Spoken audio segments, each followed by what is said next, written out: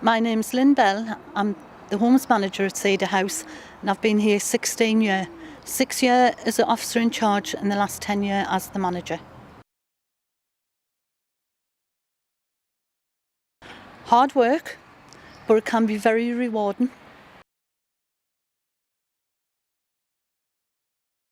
It's something that I've climbed the ladder to. I started off as a care assistant and then worked my way up.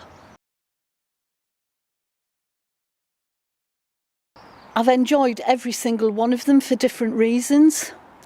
When you're a care assistant, you're learning right from the bottom rung of the ladder. You learn a lot all the time, so I learned a lot of old ways, and as I've come through my life doing care work, the new ways that are coming out. And then I was a senior, then became an officer in charge, and then I've done a diploma and a degree to become the manager. So each and every job has been different, but I'm still learning. You're always learning in care. One of my sayings is, if you ever say you know everything, it's time to go out the door and not come back. Yes, we try and make this home from home, and we all class a lot of them as this is our second home. I've got a very caring staff, my seniors and my deputies as well, even though they've all got their own little quirks, but we all have.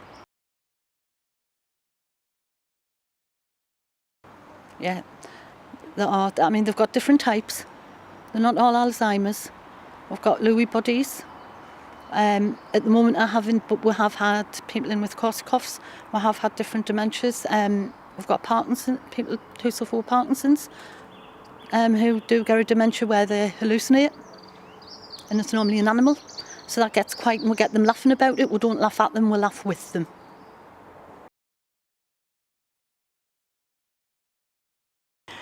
Yes, obviously we try and look behind the resident that we know now, the lady or the gent, because we know that's not what they've always been. When they come in, they've got their families, we support their families, because it's lovely because they tell us what their mum, dad or other loved one was like previous to the dementia.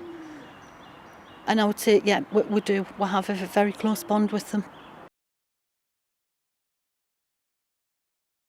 I suppose it's made us more grounded, because you have to think about other people. You do think about your family, and I come from a small family. We've now got quite a big one, with all the generations going on.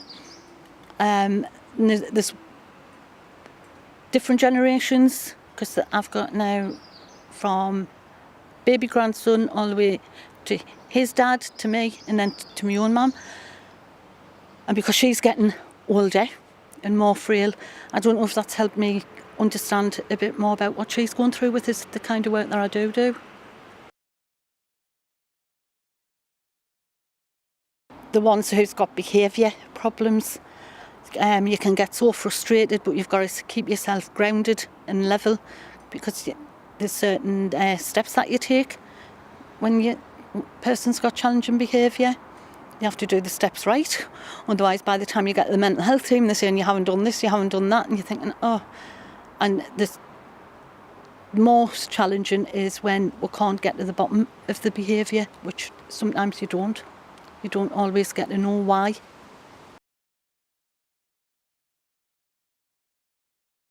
The most rewarding part is when you see them smiling. Some of them will come and give you a hug, and that's lovely. I think some younger staff are a little bit apprehensive, but when I think back, I think I wasn't very touchy-feely, tactile. It doesn't bother me now. I will, if they want to give us a hug, if they want to cry on my shoulder, for whatever reason. But it is the most rewarding is when you see them, and especially sometimes when we first get the person in and they can't walk, they won't eat, and then they start walking, not straight away, a few months nurturing, and you see them and they're eating and walking, and you've been told that they most probably wouldn't be on this earth for very much longer. You've still got them 3 years on.